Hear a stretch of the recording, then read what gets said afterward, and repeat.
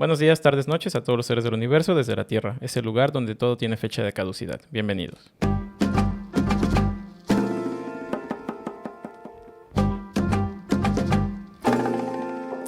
El día de hoy tenemos una invitada muy especial.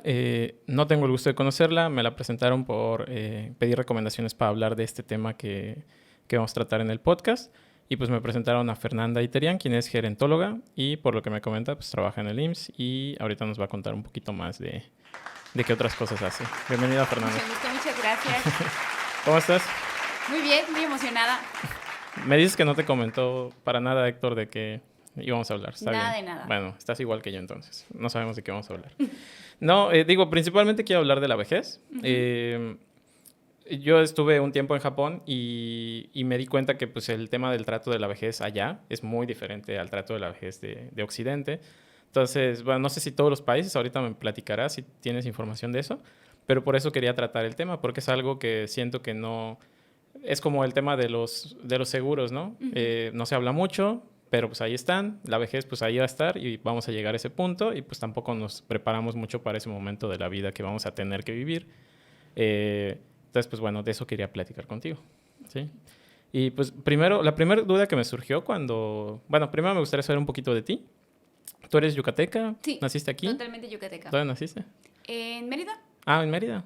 Ok, ¿toda tu vida has vivido aquí en Mérida? 25 años. ¿Y tu familia es de aquí también o es de otra parte? No, sí, mi mamá es de acá de Mérida, mi papá, su familia viene de la comunidad de Tzán. Entonces somos así. ¿Etzán? De Tzán. Ah, ok, es un pueblo. Porticul, Muna. Ah, ok. Sí, así, yucatecos. Ah, del sur. Igual mi familia es de... Bueno, yo nací en Oxxcuzcap, que es igual por allá por el sur. Y mi familia es de Tecash. Ajá, entonces como de la parte sur. Oye, ¿y cómo decides? Bueno, ¿qué jugabas de niña? ¿Cómo era la relación con tu familia, con tu abuela, con tu abuelo? Pues realmente después de una situación familiar complicada, mi abuelita y mi abuelito son los que nos cuidan más tiempo porque además se tenía que dedicar a trabajar. Entonces, pues mi abuelita y mi abuelito fueron mi segunda mamá y mi segundo papá. Ajá. Ya hacia qué jugaba, pues yo nunca he sido particularmente como alguien que juega, yo siempre he sido más como de leer. De hecho, tenía muchas muñecas y me acuerdo que yo las vestía y las asentaba.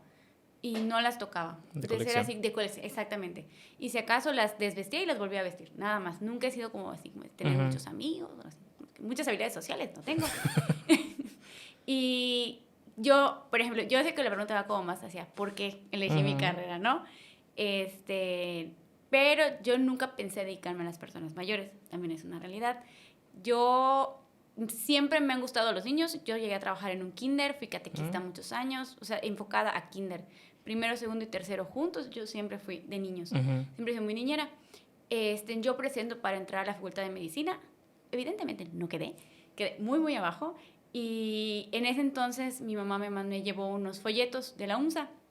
Estaba fisioterapia, nutrición, psicología y gerontología.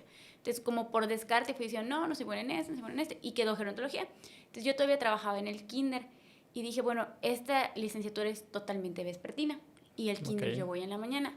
Tengo chance de seguir yendo con mis niños y voy a tomar la licenciatura. ¿Qué era gerontología? No lo sé. Mira, hoy lo puedo decir, no tengo idea. Pero cuando yo vi el folleto, yo dije, es esto. O sea, no tengo ninguna duda, es esto.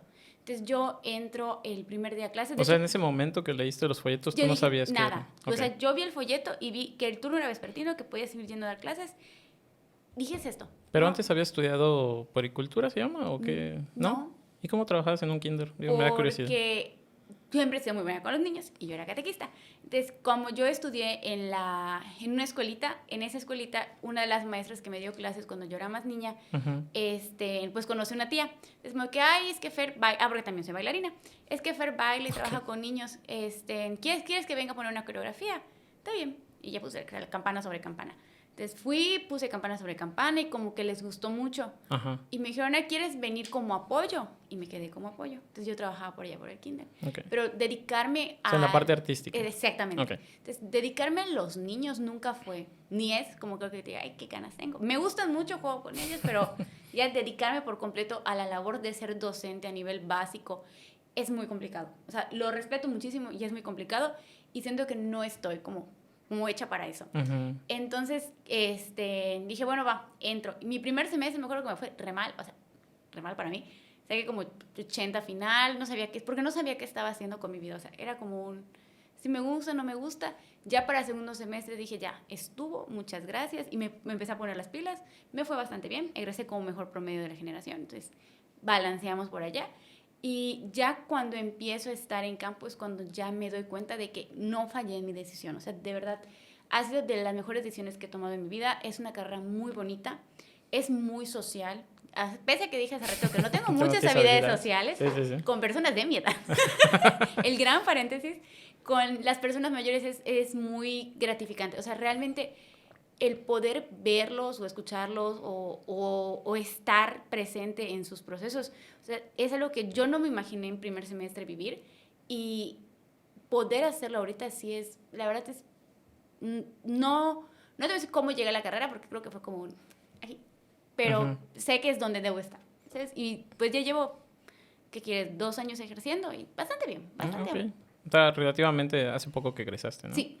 Oye, ¿y cuál es la diferencia entre...? Porque digo, cuando estuve investigando para el tema de cuál hablar, pues yo pregunté si conocían un geriatra, y luego está el tema de geriatría, pero también está el tema de tanatología, que es más bien como el tema de la muerte, bueno, creo, y yo me enteré que está este tema también de gerontología. ¿Cuál es la diferencia entre esas tres? Ok. Digo, creo que la de tanatología, bueno, no sé, dime cuál es. También soy tanatóloga. Ah, ok. También Ok, soy tanatóloga. ok. Ok, la pregunta casi siempre obligada es gerontología y geriatría. ¿Qué es un geriatra? Un geriatra es un médico en general que se especializa en el área de geriatría. Ok. El geriatra es capaz de dar un diagnóstico clínico, recetar medicamentos, todo su abordaje es con base en la medicina. Ok. Y un gerontólogo es un profesional del área de la salud, específicamente hacia la vejez, que puede ver desde 4 esferas: la biológica, la psicológica, la social y la cultural. El envejecimiento. Ok. Un gerontólogo no necesariamente diagnostica, podemos ver como signos de alerta y decir, ¿sabes qué? Creo que tal persona necesita una segunda opinión, ir con un geriatra, algo así. No podemos dar medicamentos, o sea, Ok. no tenemos la capacidad de recetar ningún tipo de medicamento, y nos podemos dedicar a diferentes áreas. Ok. Hay gerontólogos que se dedican más al área biológica, que trabajan en hospitales, en IMSS, etcétera. Hay quienes son más del área de investigación, quienes son educativos, quienes son sociales, quienes son hasta desde el área sociológica. O sea, es diferente el enfoque, pero siempre es muy abierto a... Ok. Entonces, yo, por ejemplo, yo me autodefino como una gerontóloga socioeducativa. O sea, yo estoy muy de la parte de la gerontagogía, que es este proceso de enseñar a las personas mayores teniendo en cuenta su contexto social, cultural, cognitivo, y desde la parte social en qué necesitan ellos para poder estar bien, poder ser escuchados, poder estar acompañados. Y la tanatología es una rama aparte. La tanatología es la ciencia que estudia el proceso de la pérdida, que igual la tanatología tiene como esta parte en la que hay solo es para gente que muere, cuando la realidad es que no. Las pérdidas están presentes en nuestra vida todos los días y podemos perder cualquier cosa que para nosotros haya tenido un significado, un vínculo. O sea, para mí puede ser igual la magnitud de haber perdido a mis papás, que de haber perdido una mascota, que de haber perdido un dije, algo que para mí ha sido muy, muy significativo. Yo también puedo tener un duelo por eso y puedo atravesar por las fases y modelos que tú gustes y mandes, pero es esta parte de poder entender qué es el proceso de perder y cómo podemos cerrar ese duelo. Ok, ¿se trabaja en conjunto con las personas mayores? Bueno, en tu caso, ¿lo trabajas junto a las personas mayores junto con las familias o cómo es el proceso de trabajo? El proceso, por ejemplo, la tanatología es independiente. Porque Ah, hay ok, lo quienes puedes tratar independiente. Sí, es independiente. Porque el tanatólogo puede ser, si, por ejemplo, yo tomé un diplomado en el Instituto Construye. Entonces puede ser público general, etcétera, acompañar en duelos. Cuando son duelos complicados, que hay como un proceso de negación, de cierre muy grande, duelos muy tardados, ya es hacia una psicoterapia, un psicólogo, etcétera.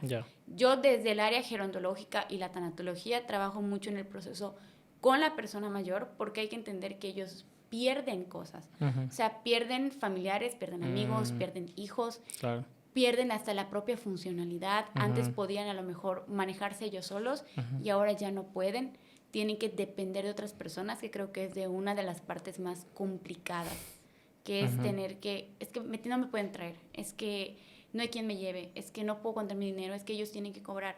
Entonces es muy complicada esa parte. Trabajo desde la parte de la familia, porque hasta el propio proceso de que alguien tenga un diagnóstico, aunque no sea inmediatamente mortal, es una readaptación de las personas. Entonces está la parte del cuidador que pierde esta parte porque, o sea, tú eres cuidador, pero no solo te dedicas a cuidar por completo a la persona. Eres esposo, o eres hijo, o eres trabajador, o eres estudiante, o eres nieto, y eres esto, y eres lo otro, y tienes además la responsabilidad de cuidar a otra persona. Uh-huh. Que igual el símil de es que es cuidar como niños, que también es una frase muy, muy fea, muy violenta también, porque realmente a un niño tú lo quieres entretener, le das la tablet, le das el iPad, le dices no lo hagas, lo castigas, no sé, como que es más... Sí. Y cuando tienes una persona mayor, exactamente, una persona mayor que tiene mínimo 60 años de experiencia, 60 años de poder hacer cosas, de poder decir, virar y hacer a su forma, entonces para ellos es muy difícil reducirlos a, o que tú digas, no sé, es que hasta el hecho de cambiar pañales no es lo mismo decir, es que es como un niño porque usa pañales, pero ¿cuánto pesa un niño? 20 kilos. Sí. ¿Cuánto pesa una persona adulta? Exactamente. Sí. Entonces, y justamente el hecho de usar pañales es uno de esos eventos que necesitan un acompañamiento emocional porque involucra un aislamiento social. Claro. ¿A partir de qué edad consideran que es una persona, o sea, consideras ya una persona pues viejo o anciano? No sé cuál sea el término. ¿Qué término usan? Persona mayor. ¿Persona mayor? Qué bueno que tocas. Dijiste esas palabras. Ajá.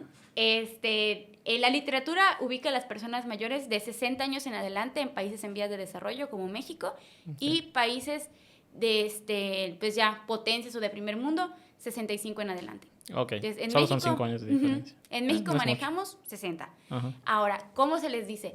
Se está haciendo mucho activismo en cuanto a cómo ser incluyentes en cómo decimos las cosas.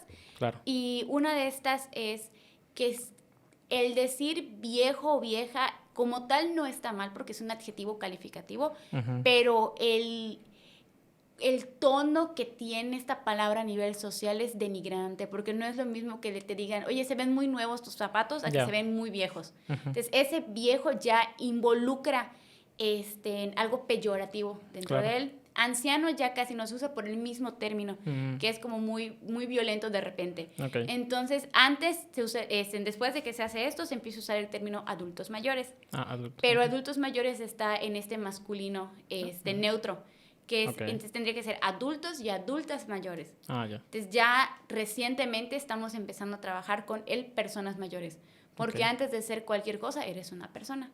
Claro. Lo mismo con los diagnósticos de enfermedades. Es muy común escuchar el hipertenso, la diabética, cuando es la persona con diabetes, la persona con hipertensión, porque antes de la enfermedad sigue siendo una persona. Ok.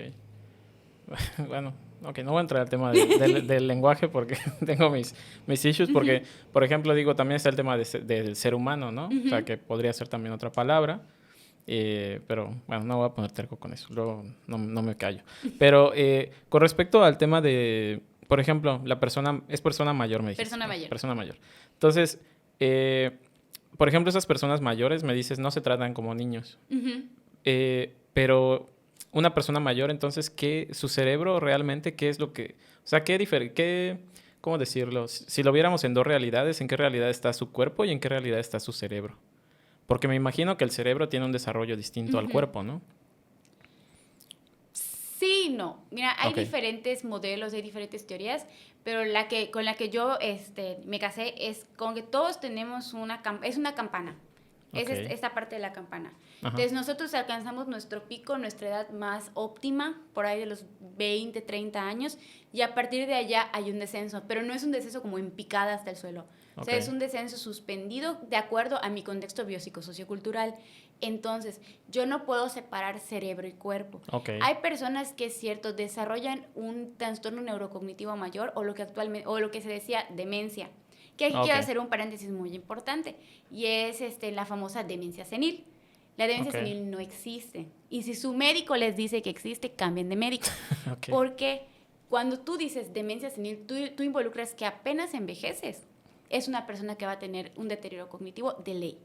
Cuando no necesariamente. Un claro ejemplo es el Alzheimer. Es una de las demencias o trastornos neurocognitivos más comunes, y sin embargo hay personas de 90 años que no lo presentan. Sin embargo, sí hay casos de personas de 45, 50 años que presentan Alzheimer. Entonces, el decir que yo tengo demencia senil es porque por el simple hecho de ser mayor, por el simple hecho de envejecer, ya se me van a olvidar las cosas, ya valió mi cerebro para siempre. Y aquí viene un punto importante. El cerebro sí es cierto, atravesamos justamente esta campana y sí hay un deterioro en nuestras capacidades cognitivas. Sin embargo, al ser el envejecimiento heterogéneo, quiere decir que no todos envejecemos igual, claro. No podemos plantear un general. Entonces, me ha tocado trabajar en donde estoy, en el DIF, con personas mayores. Perdón, el DIF me dijiste, no, en el IMSS, yo dije IMSS. Sí, no. En el DIF, con personas mayores que tienen 90 años, que están sumamente lúcidas, sumamente con sus capacidades. Claro, entendiendo que con base en envejecer tenemos un leve deterioro. Y hay personas que están recién cumpliendo los 60 años y ya atraviesan por procesos cognitivos.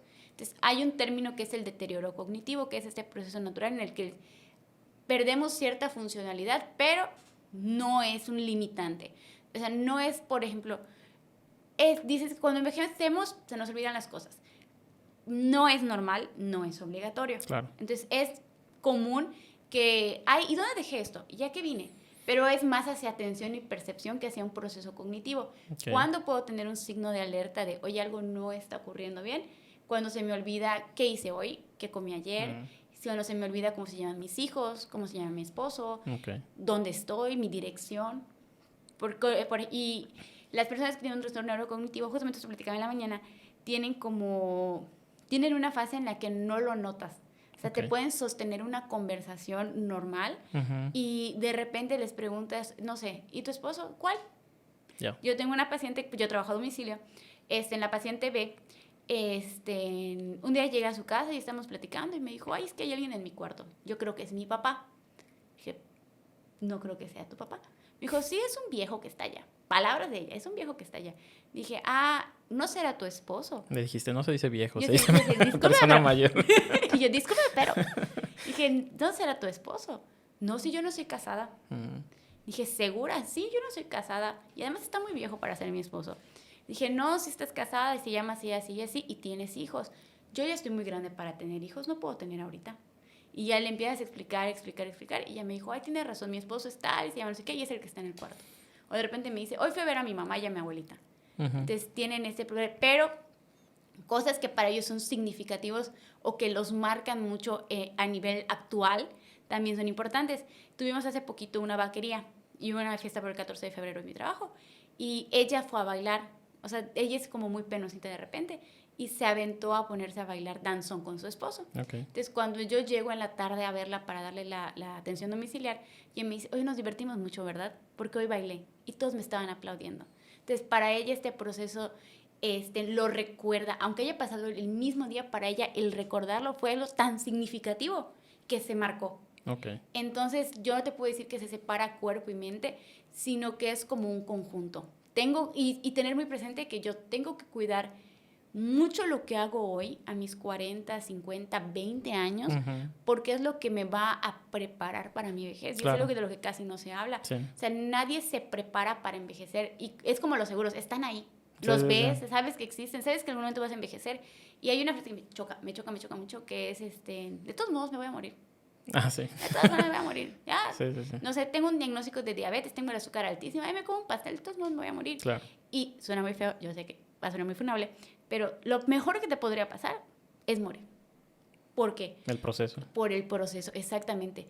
Y me voy con el ejemplo de la diabetes, de perder un miembro, incapacitarte. O sea, realmente no es como, es X, me quitan el pie, es que, ¿sabes qué? Gangrenó hasta la rodilla, gangrenó más arriba. Y es estar en silla de ruedas, es perder esta capacidad que no es un determinante para perder calidad de vida, pero es un nuevo proceso para adaptarse, es una situación de estrés, es una situación en la que muchas cosas van a cambiar en el entorno y es también me tengo que cuidar, o sea, no es me voy a morir y ya, es que el tiempo que yo vaya a vivir, voy a vivir la mejor forma posible, porque justamente cuando nosotros envejecemos tenemos la idea mal concebida de que, bueno, ya llega a los 60, tejes chambritas, cuidas a tus nietos, ves la tele, te duermes viendo la tele y ya estuvo. Pero eso ya te causa problemas, ¿no? Claro que sí, Digo, todo músculo que no se claro, que no se mueve, se atrofia. Sí. Entonces tienen esa noción de que, bueno, ya estuvo, ya qué más me quedó. Claro. Y pasan 10 años, y pasan 20. De hecho por eso te preguntaba lo de mente y, bueno, el cerebro y el cuerpo, porque, digo, hay toda esta gente que yo pienso que pues ya es mayor, pero sigue siendo bastante hábil, usando su cerebro, funcional, activa. Sin embargo, pues el cuerpo obviamente también se va deteriorando, ¿no? A un ritmo tal vez diferente. Pero, porque pues digo, puede ser alguien que trabaja en un escritorio, está haciendo trabajo todo el tiempo, pero su cuerpo, digo, al final también los que hacemos eso, digo, yo soy ingeniero, entonces también mi cuerpo obviamente es diferente a mi cerebro, pero para eso me refería, ¿no? Que no sé si, digo, pero ya me dijiste, no es realmente, no está asociado. O sea, son dos cosas que pues depende cómo las uses, se van a ir envejeciendo diferente. Y mira, ¿qué pasa? Que igual hay un proceso muy importante a medida que envejecemos, que es la jubilación. Que igual es el elefante blanco en la habitación. Sí. Y no estoy hablando de si tienen pensión, no estoy hablando del cese laboral. Claro. Y muchas personas sueñan, anhelan, viven por su jubilación y de repente llegan y está en su fase de luna de miel. Bueno, yo cuando me jubile voy a limpiar mi casa. ¿Cuánto tiempo duras limpiando tu casa? Cuando mucho, una semana. Una vez que lo sistematices, lo vas a hacer en 2 horas. Exactamente, y tienes un montón de tiempo libre. Sí. Cuando yo me jubile, voy a viajar por el mundo. ¿Qué quieres que lo hagas en 2 años, 3 años? Sí, hasta que te aburras, ¿no? Sí. Exactamente, hasta que te aburras. Voy a salir con mis amigas. Ay, ¿y qué más? Claro. Y es mejor, no sé, me jubilé a los 55 o 60 años. Y ya pasaron 2 años. Y te faltan otros 10, quizá otros 20, quizá otros 30. Entonces empiezan a tener este cambio en su rutina. Y como ya no hacen actividades en la mañana, dormitan.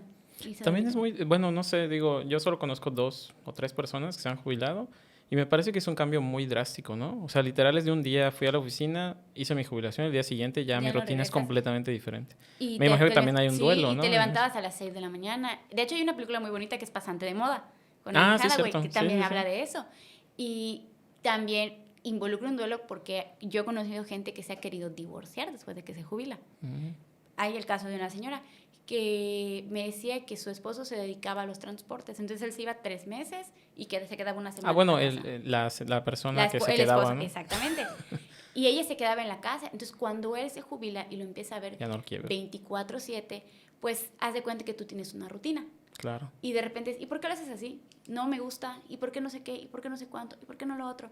Entonces me dices que ya no lo aguanto, o sea, ya no lo soporto. ¿Con quién me casé hace tantos años? No es la persona que veo ahorita, porque crecieron diferentes, sus horarios eran diferentes y ahorita tienes que volver a, no ni siquiera te puedes reenamorar, a revivir la convivencia que ya tenían. Y es muy difícil porque es hasta eso. A veces cuando te jubilas y si eres un papá o mamá que trabajó mucho, cuando ya te enfrentas a tus hijos, dices, ¿quiénes son estas personas? Claro. O sea, ¿quiénes son estos adultos con los que estoy conviviendo? No, y ellos también, ¿no? Exactamente. Y bueno, apenas ¿y qué me toca hacer ahorita? Sí. Y te digo, de repente dejan de hacer, es el cese de sus actividades y como ya no tienen nada que hacer en las mañanas, normalmente, empiezan como a cabecear. Y cabecean y se toman siestecitas en la mañana, llega la noche, ya no tienen sueño. Yo conocí una persona que le pasó y en las noches veía los canales de CB Directo donde venden cosas y llamaba y se hizo de un montón de cositas que veía en la televisión y las pedía. Cómo socializar. Exactamente.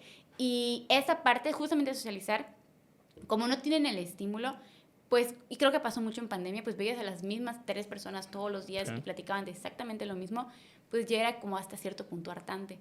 Entonces, no te puedo decir que es nuevo o que se descubrió el hilo negro, pero a medida que se ha hecho más visible y más, se han tocado muchas puertas de, oye, existimos, hay personas que están enfocadas en esta área, hay unos que se llaman centros de atención. La norma oficial mexicana S031 los define como centros de atención permanente o temporal. Los centros de atención permanentes son estos que son residencias, casas, albergues, por ejemplo, donde va la persona, pernocta, está 24/7. Y están los centros de día temporales, que son estos que son de 4, 6 u 8 horas, hasta 12, donde la persona entra, hace sus actividades, puede o no pernoctar. Nada más son los famosos clubes de día, clubes sociales, club para jubilados, etc. Y es este lugar en el que sabes que esta persona reanuda vínculos sociales, Ok. que es algo que se pierde mucho. Porque tu vínculo social ahorita, por ejemplo, es el trabajo. Antes Claro. era la escuela, Sí, claro. porque estabas con tus compañeros. Luego es el trabajo. Y Y luego luego es que nada. sale, luego es nada. Porque es, bueno, nos vamos a juntar, nos vamos a ver tal día. Sí. No puedo, Sí, no. sí. Y ya no se ven. Y van pasando los años y es como que, y con los nietos y con los hijos, sí, pero, o sea, la familia es una cosa, pero como tú te puedas desenvolver con tus amigos o en otro nivel de confianza es diferente. Entonces, en estos centros ellos pueden resocializar. O sea, y te prometo que en el trabajo en el que estoy me ha tocado ver gente que se enamora. Personas que han sido, que han enviudado, Ujú. que vuelven a encontrar el amor. Me he topado, de hecho, hay un grupo de señoras que se pusieron de acuerdo y se fueron a la Riviera Maya. Se conocieron en el centro y en el centro dijeron, es que nos vamos juntas a la Riviera Maya, no sé, creo que 3 días, 2 noches, y se fueron. Claro. Y es esta parte en la que hacen fiestas de repente y las alumnas, se cruzaron la calle porque viven enfrente, se fueron a hacer su convivio enfrente. Ya. Entonces, Recuperan esa sí, recuperan eso. habilidad. Y cuando les dices que vamos a salir de vacaciones, no vamos a seguir yendo. Ellas están de vacaciones, pero seguimos yendo. No, maestros, que sigan dando clase. No me quiero ir. Y luego ya que regresamos para periodo vacacional de diciembre, ya por fin volvimos, ya que no haya más días inhábiles. O sea, ¿en qué tal día eres inhábil? Ay, no, ¿por qué? Porque de verdad, y muchas veces, también es un elefante blanco, ya los esposos ya no se llevan, o sea, ya no son esposos, son como compañeros. Claro. Y a veces ya no se soportan, ya no se toleran, también es una realidad. Entonces, el ir a tomar clases es como tengo 1 hora, 2 horas de descanso. Ya. O tiene, no sé, situaciones en casa y demás, y es ese espacio en el que no soy la abuelita o no soy la mamá o no soy la tía, soy una persona, y esta persona que baila. Y creo que también lo beneficioso es que se han abierto espacios para que hagan diferentes cosas, porque antes era, no sé, personas mayores tejer chambritas, vamos a hacer bisutería, vamos a bordar, vamos a ver qué, y a tejer. Y ahorita ya hay ritmos latinos, bailan salsa, cumbia, bachata, hay en solfeo, aprenden a leer partituras, tocan la guitarra, se presentan, de hecho, donde trabajo tienen su rondalla. Entonces los llaman para presentarse en X evento, o hacen, entre ellos cantan y todo. Está tai chi, está danzón. Pues yo soy bailarina de ballet, soy ejecutante. Entonces yo dije, pues, ¿por qué no? Hay ballet para personas mayores. Yeah. Tengo mi grupo de ballet para personas mayores. Nos hemos presentado en el Olimpo, en el Arbolito de la Coca. Bailamos repertorio, que son estos ballets como un poquito más estructurados, como el Cascanueces, el Lago de los Cisnes, etcétera. Y todo esto está adaptado. Y va mucho de la mano de la gerontagogía, que es esta ramita hacia la educación. ¿Y por qué? Digo, porque me estás diciendo de varias actividades físicas. ¿Por qué entonces se considera, o bueno, cuál es, digo, no sé, me imagino que lo estudian, si estudian sociología, tal vez sí, sí lo estudian. ¿Cuál es la razón por la que llegó a ser como esta, ¿cómo se diría? Este adjetivo de que la gente mayor se vuelve de cierto modo inservible dentro de la sociedad? Digo, vamos a suponer que nadie lo dice, ¿no? Pero no puedes conseguir un trabajo después de cierta edad, ¿no? No puedes hacer ciertas cosas después de cierta edad. Después de cierta edad ya estás catalogado. ¿Cuál es la razón por la que llegó a ese punto donde, pues digo, si me dices que bailan ballet y que hacen esto y que hacen lo otro, pues claramente son completamente funcionales, ¿no? ¿Por qué se les atribuye entonces, se les ha atribuido a través de varias generaciones? Yo creo que no te podría hablar desde un concepto totalmente sociológico, pero por lo que he podido observar a nivel social es que estamos muy acostumbrados a generalizar. Okay. Y creo que una de las fuerzas que más es el capitalismo, y para el capitalismo... Totalizar, ¿no? Exactamente. Entonces, tú no produces, eres inservible. Claro. Y ya terminaste tu vida útil laboralmente, puedes tener 60 años y seguir teniendo las mismas capacidades. Bueno, siempre y cuando no seas Carlos Slim, ¿no? Exactamente. Digo, porque el señor tiene, ¿qué? Ya tiene 70 años, ¿no? Más de 70 años tal vez. Pero aquí pasa algo, él tiene su propia empresa. Claro. Cuando no lo pueden correr. Entonces, aquí pasa que, ¿sabes qué? Es que, ¿y si se muere acá? ¿Y si se cae? ¿Y si le pasa? ¿Y si hace? No, pues ya. O vamos a darle chance a nuevas generaciones. Vamos a hacer tal cosa. Cuando en la realidad es que no se adaptan. También es un constructo. O sea, es que ellos no se adaptan. Cuando me ha tocado ver gente maestras, por eso estudié la maestría. Entonces, en la maestría ahí contaron la historia de que esta señora entra pandemia y todos nos readaptamos a la virtualidad. Entonces, es una persona mayor, ya rondaba los 60 años. Dijo, no, y le dijeron, ¿sabe qué? Jubílese. Ya, jubílese. No, yo voy a aprender a usar la computadora, y se conectaba a dar sus clases en computadora, y porque ella quería vivir ese proceso. Entonces, ¿qué pasa? Que como ya son mayores y ya les es un poquito más difícil hacer las cosas dentro de su propio proceso, es que va a ser una carga, y va a ser una carga. Y los empiezan a desplazar. Y si a ti todos los días te dicen que eres una carga, te lo vas a empezar a creer. Claro. Entonces, ahorita hay una situación que es que la pirámide poblacional está ¿Invertido? Algunos dicen que se está invirtiendo, algunos dicen que se está ensanchando, se está emparejando. Cada vez hay más personas mayores. Cada vez viven más tiempo las personas mayores. Cada vez hay menos infancias. Entonces, ya hay una necesidad de personas que ya, igual siento que ya tienen la capacidad de decir, yo quiero, yo necesito, yo quiero hacer cosas. Gente mayor. Gente mayor, que ya pueden pedir esos espacios. Entonces, y siento también que mucho influye el hecho de que existe la licenciatura. La licenciatura lleva, ¿qué quieres?, menos de 20 años. La Universidad Mesoamericana de San Agustín es la única a nivel Yucatán que la imparte. ¿Ah, sí? No sabía. Somos grupos muy chiquititos. Haz de cuenta que yo empecé con 15 y terminé con 11 compañeros. Wow. Entonces, son grupos muy chiquitos. Y está también la Universidad Autónoma de Campeche, que tiene la licenciatura en gerontología, pero aquí en Yucatán solo somos nosotros. Y tú sabes que no es cursar la licenciatura, es egresarla. Sí, claro. Es titularse, es después encontrar un trabajo. Entonces, el gerontólogo es muy poquito, no te quiero decir que es muy poquito, pero es muy reducido su capacidad en cuanto a que lo noten, a menos que él diga, yo soy, yo hago, yo viro. Entonces, cuando ya conoces las necesidades de las personas mayores, ya te das cuenta y ya los escuchas, siempre han tenido las ganas o la intención de hacer cosas. Claro. ¿Qué les ha faltado? Gente que los escuche. Sí, que les apoye. Gente, ¿no? que les escuche y ya sabes que vamos a trabajarlo, sí lo podemos hacer. Y yo siempre invito a mis alumnos de la licenciatura que es, si tienen un talento, si tienen algo en lo que son buenos, siempre lo pueden llevar a las personas mayores. Entonces, si a lo mejor yo soy muy bueno tocando la guitarra, hay gente mayor que toda su vida quiso aprender a tocar guitarra. Claro. Pero me tocó trabajar, me tocó ser mamá, las mujeres no tocan la guitarra, los hombres tampoco. ¿Qué vas a hacer? Y ahorita que ya tienen el tiempo, los medios y todo, aprenden a tocar la guitarra desde cero. Por ejemplo, en ballet yo estaba muy terca con que ya vamos a meterlo. Como que, pero ballet, y se van a caer, y los vas a subir a las puntas, y no sé qué. Entonces, una señora, nunca me va a olvidar, iba todos los días a preguntar en recepción, ¿ya van a abrir ballet? ¿Y ya van a abrir ballet? Y maestra, este martes, porque yo solo de los martes. Nunca la llevó su mamá a estudiar ballet. Ay, no, peor. Bueno, para mí fue un poquito más triste que el que no la llevaran. El caso es que entra la señora y resulta que ella empieza a tomar clases en Bellas Artes. Pero a medida que ella crece, se empieza a marear, como que le dan síncopes. Y dice, no, pues lo tengo que dejar. Y deja ballet, pero todo el tiempo ella siempre quiso aprender. Entonces, ahorita que ya tiene la oportunidad, es como, estoy viviendo el sueño. Y muchas se han acercado y por fin estoy haciendo algo que me gusta y que me privé mucho tiempo. Claro. Y a lo mejor para mí es tan emblemático o tan puntual el ballet más que otras disciplinas, porque el ballet tiene esta parte en la que tienes que cumplir con cierto estereotipo hegemónico para poder ser considerado bailarina. Tienes que tener cierto tipo de cuerpo, tienes que tener cierta edad, porque después de cierta edad ya es de las compañías de bailes calle. Tienes que verte de cierta forma. Mayor.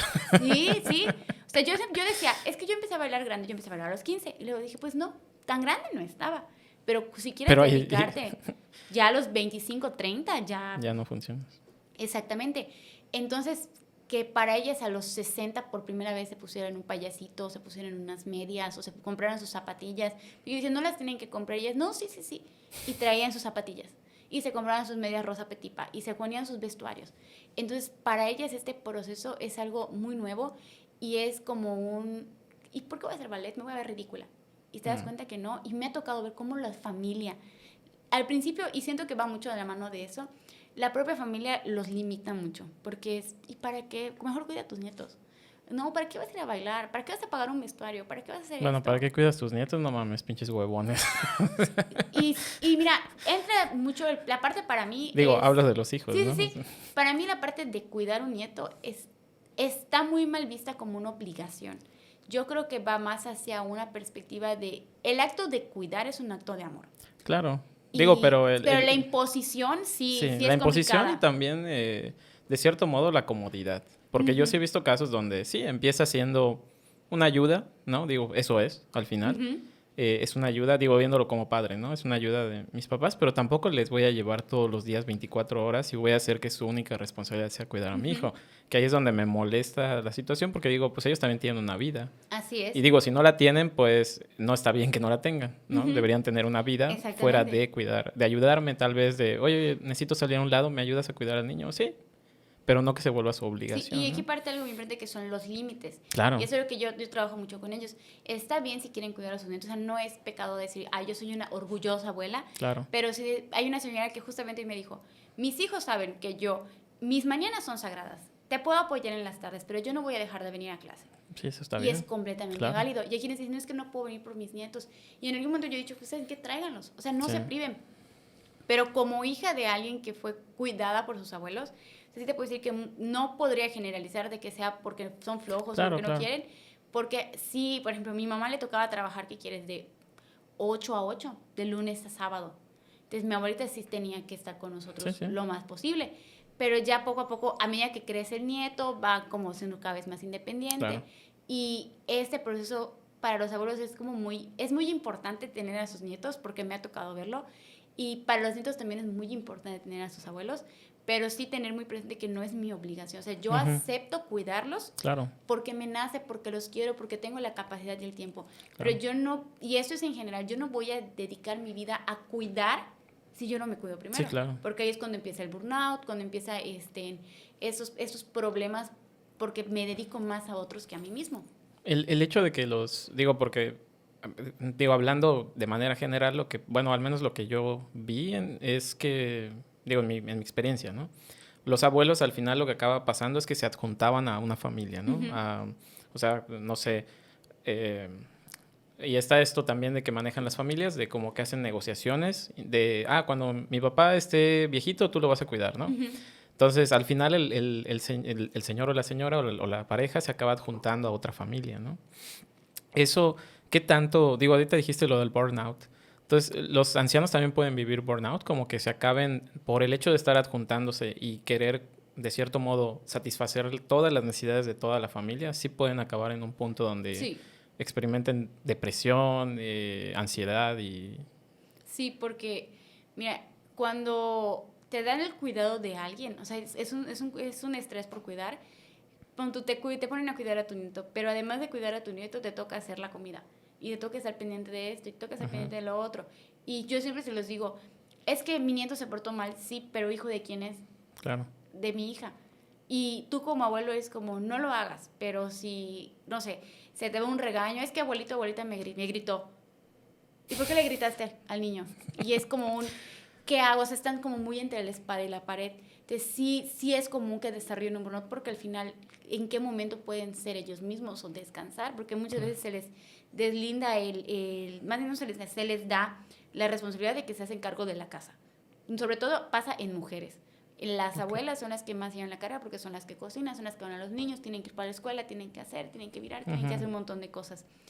Y también pasa mucho que imagínate que tienes todo esto que hacer y además tienes que rendir cuentas. ¿Y por qué hiciste esto cuando no es tu casa? Entonces hay como es que cuando mis papás envejezcan, van a vivir a tu casa. Y sí, pero también desde la perspectiva del hijo es otra responsabilidad. O sea, en ambas partes es muy complicado. Y aquí pasa el por qué otros tendrían que decidir a dónde se va la persona mayor. Porque ella no podría decirse, es que no quiero estar contigo. Sí. Exactamente. No quiero estar acá, o quiero estar en otro espacio, o quiero tener otro lugar. O sea, limitarlo tanto a eso también es complicado. Y justamente es esta parte en la que no le permitan tener ni la autonomía, ni la voz, ni el voto. Porque es, ¿para qué? Si no, quédate a vivir acá.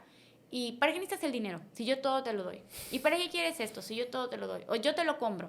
Entonces y a veces mira, a veces amamos tanto a las personas que tratamos de evitar que hagan cosas cuando realmente deberíamos permitirles hacerlo. Claro. Y a veces es no, ¿para qué vas a ir a la tienda? Yo te lo compro. Y ya le quitaste esa salida. Claro. Y a lo mejor no lo hiciste con una mala intención, a lo mejor que realmente, genuinamente querías apoyarlo. O sabes que ya no barras.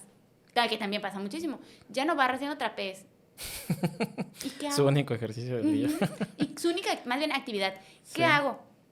Nada. Pero es que no lo haces con la intención de que esté acostado, Claro. sino que quieres que descanse, Claro, o sea, en tu claro. imaginario. ¿O para qué vas a ir a Sí, en tu tomar imaginario va a clases? estar bien por no hacer nada. Exactamente, porque tú lo estás protegiendo. Claro, Pero es igual preguntarle qué quieres. O sea, todos tenemos voz. Entonces, preguntarle qué quieres hacer o cómo quieres que se haga. claro. Y pues sí, de repente, mira, las relaciones interpersonales son muy complicadas, sobre todo cuando hablamos de familia. Y sí me ha tocado ver personas que se han logrado adaptar muy bien al papel de ser abuelos y de ser personas mayores. Y hay quienes sí han dicho, no, yo me dedico a mis nietos por completo, que es totalmente válido y es Claro. totalmente respetable. Pero si tú decides por amor, como un acto de servicio, de responsabilidad, cuidar a tus nietos, está bien. Pero que te impongan, porque es tu responsabilidad, no puedes hacer absolutamente nada más, es cuando ya como que hay ese foquito rojo. Y creo que mucho del trabajo actual en la gerontología es poder empoderar, o sea, darle las herramientas. Yo no te voy a decir qué hacer, pero te puedo decir que tienes una nueva perspectiva de las cosas y que puedes hacer más cosas de las que crees o de las que crees que puedes hacer, y tienes las herramientas y tienes los espacios. Claro. Es mucho de resignificar la vejez, o sea, darle una nueva perspectiva a lo que están viviendo. En Japón me tocó ver un programa de cursos que se daban en ciertas, ¿cómo se llaman? Pues como centros comunitarios, tal vez, donde se les impartían cursos a esas personas, que es algo similar a lo que me estabas contando, solo que ellos tenían como muy, no sé si tipificado, catalogado o categorizado las edades. Entonces ellos manejaban como esto de las 5 edades, ¿no? De que es la tercera, pero pues tu tercera no es tu última, ¿no? Es como tu cuarta y tu quinta. Y ya en la quinta te empezamos a preparar para el proceso de, pues ya, adiós, ¿no? Ya te vas. Entonces, aquí en México, ¿cuál está? Digo, usualmente se habla de la tercera edad, que ya es las personas mayores, pero en México están catalogados así. ¿Cuántas edades tenemos? ¿O es una cosa completamente diferente pues, que se maneja? Hasta donde yo sé, no estamos catalogados como por edades. De hecho, el término tercera edad es algo que también estamos como que trabajando en quitar. La literatura chilena nos habla de que tercera edad involucra cierto grado de edades, no sé, como de los 60 a los 69. Pero cuando decimos tercera edad ya nos referimos absolutamente a las personas mayores, cuando no necesariamente es.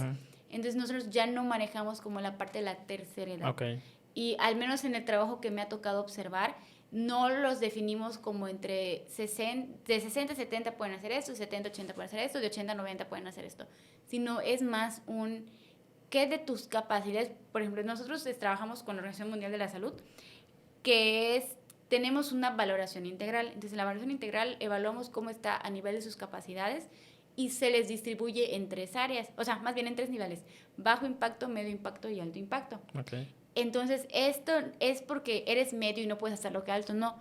Por ejemplo, el ejemplo es ritmos latinos.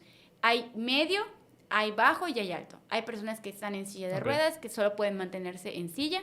Hay personas que pueden hacer un poquito más de actividades, que tienen un poquito más de funcionalidad, de capacidad de resistencia. Y hay personas que tienen la más óptima de su funcionalidad. Los 3 pueden tomar ritmos latinos, claro que sí. Y los 3 van a bailar las mismas canciones que van a bailar, no sé, en La Dueña del Swing. Todos van a bailar esa canción, pero la perspectiva que se le va a dar es diferente. Okay. Y son personas en bajo impacto, pueden haber personas de 60 años y de 90. Y en alto impacto pueden haber de 60 y de 90 también. Okay. Es muy manejado a cuanto a la individualidad de la persona, pero todos pueden hacer absolutamente todo, siempre teniendo en cuenta sus capacidades. ¿Por qué? Es desde una discriminación, más bien es desde una inclusión. Sí, claro. Porque a lo mejor si yo pongo a personas en un grupo muy heterogéneo, los que son con mucha funcionalidad se van a cansar y los que están con una funcionalidad muy limitada se van a frustrar. Entonces, a estas personas que están a lo mejor en bajo impacto, les voy a adaptar los ejercicios, la perspectiva, todo lo que vamos a hacer para que se exijan dentro de su campo. Y a los de alto impacto para que se exijan también dentro de su campo. Sí. Dentro de su campo. Entonces, nosotros no lo trabajamos tanto desde la división de edades, sino como el abordaje más completo y siempre en beneficio de la salud. Okay. Porque de repente personas que son muy funcionales, así le hacen la valoración, con todas las pruebas y tamizajes y salen muy bien, pero tienen osteoporosis. Y la osteoporosis es un factor de riesgo muy grande a fracturas, a fragilidad, etc. Claro. Entonces pese a tener todas las capacidades para estar en alto impacto, los mandan a bajo impacto para prevenir o evitar caídas o golpes que puedan generar una fractura. Ya entiendo. Y estas personas, por ejemplo, digo, ya que cuando entra en persona mayor ya se empieza a tratar el tema de la muerte, porque digo, es un tema aparte me dices, ¿no? Pero lo empiezan a trabajar ya como para crear conciencia. ¿Qué tal lo recibe la gente también? Porque digo, no es un tema que se hable todo el tiempo, ¿no? No es como muy común que hablemos de la muerte. Sabemos que va a pasar, pero no hablamos de ello, ¿no? Entonces, ¿qué tan bien lo reciben cuando se empieza a tratar esos temas? Pues yo no te puedo decir que a partir de los 60 se empieza a hablar, porque Okay. yo soy de las que hablan de la muerte cada que se puede, Okay. cada que hay oportunidad, Okay. porque justamente... Digo, al final, no tenemos comprado que hasta esa edad, Exactamente. ¿verdad? Pero... Y justamente en la licenciatura vemos tanatología, es parte de nuestro tronco. Y yo le doy esta materia a muchachas de 20 años, 25 cuando exagerándote. Okay. Y es que hagan su testamento, que se preparen, qué van a hacer, cómo les gustaría morir, la disposición, etcétera. Y yo siempre les hago el ejercicio. Si alguna vez han ido con sus padres y les han dicho, ¿qué vas a hacer cuando yo me muera? No lo digas, cállate. Una vez yo se lo dije a mi mamá, ¿qué vas a hacer cuando yo me muera? Y me abofeteó. No vuelvas a repetir eso en mi casa porque están muy negados a la idea de que alguien va a morir. Digo, va a pasar. Exactamente, va a pasar. Pero la muerte se la atribuimos a gente grande. Claro. Es que, de hecho, el término muerte por vejez es un término erróneo. Porque tú no mueres por vejez. No es como que ya tienes 60 y te mueres. Mueres por un paro cardiorrespiratorio, mueres por una complicación de alguna patología, pero no mueres por el simple hecho de ser una persona grande. Llegas a los 65 y ya. Y ya estuvo, exactamente.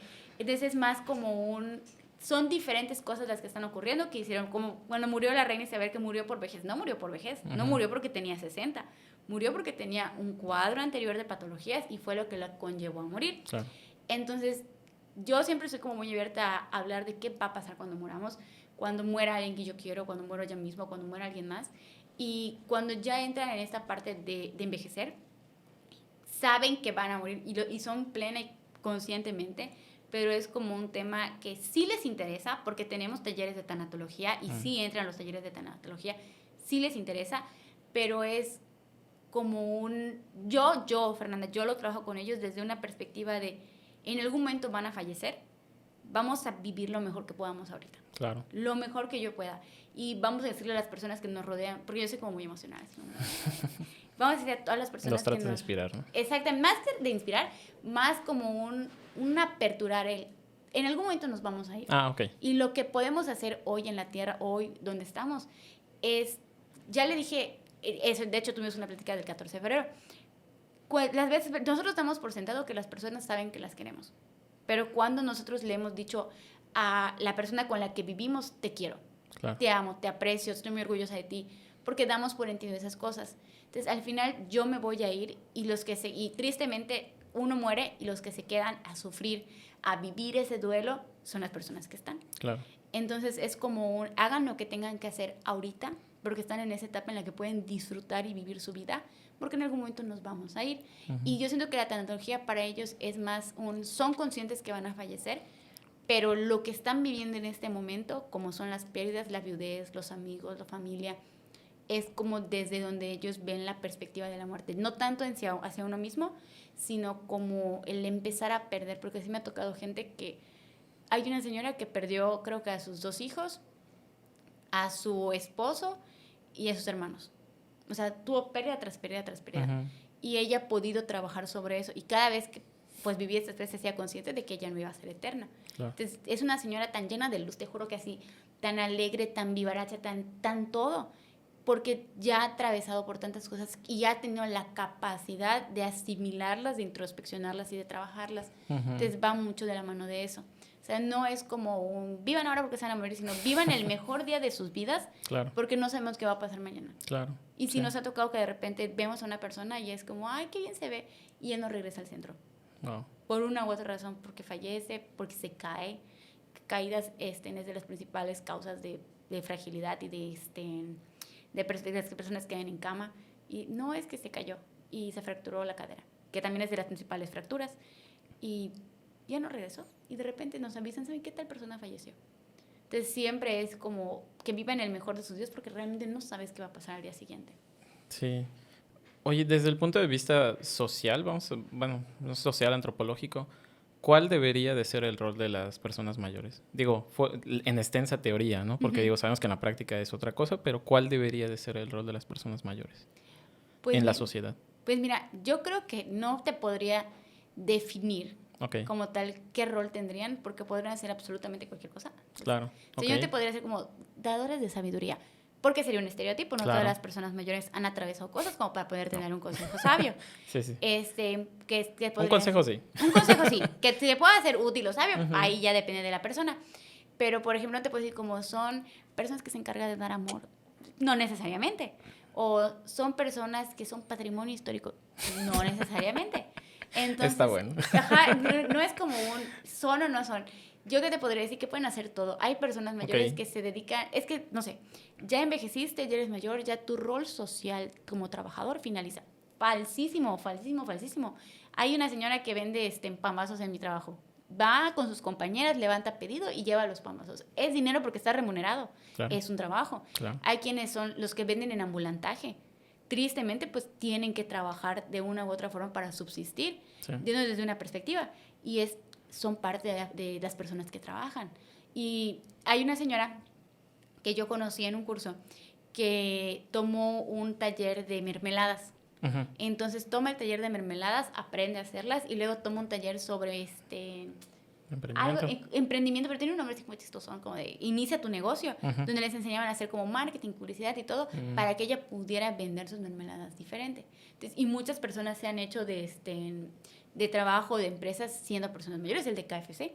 sí, Él se hizo de su empresa y de su nombre, de su marca, siendo una persona mayor. claro. Entonces, yo no te puedo decir como... Es que yo no soy fan de categorizar, como de No, decir, y es digo, una está chica. bien. O sea, al final lo que entiendo es que son, digo, se llaman personas mayores, pero realmente es un adulto Es un adulto, promedio, ¿no? exactamente. Con las deficiencias y con las capacidades propias de su edad, totalmente. Bueno, pero al final, digo, si tienen alguna, ¿cómo? Ay, no me acuerdo cómo se maneja ahora, que ya, digo, se usaba incapacidad, Ujú, una discapacidad, una pero una limitación, limitación, ajá. Pero pues cualquier persona a cualquier edad podemos tener una limitación por un accidente o por lo exactamente. que fuera. Entonces, por lo que entiendo, pues realmente si todos nos educáramos, podríamos llegar a ese punto donde realmente es un adulto más, ¿no? Exactamente. Y, o sea, dejar de verlos como personas que no pueden, o no saben, no se van a lastimar, o sea, fragilizarlos. Yo creo que es algo que pasa mucho, que a veces es como que, ay, es que no le va a salir, es que no puede, es que se va a lastimar, es que se va a caer, es que para qué hace. Cuando realmente solo tendríamos que necesitar readaptar.